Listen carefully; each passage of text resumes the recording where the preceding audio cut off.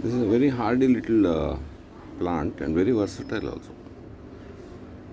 That is shade tolerant, and then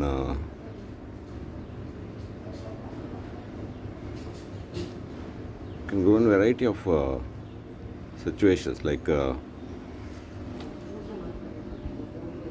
this one. This pot is quite harsh situation I created here. Put lot of little stones and rocks and all, and with little mud and compost. And then it roots down nicely. Hanging plant.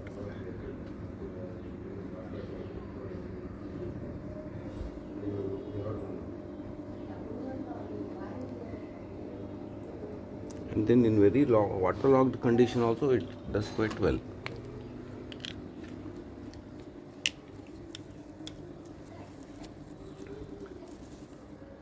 Here I have the same species.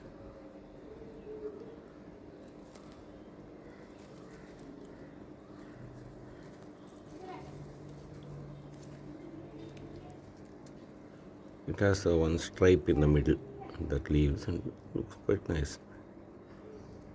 It's nice for a balcony garden and people who are crazy about these tiny plants.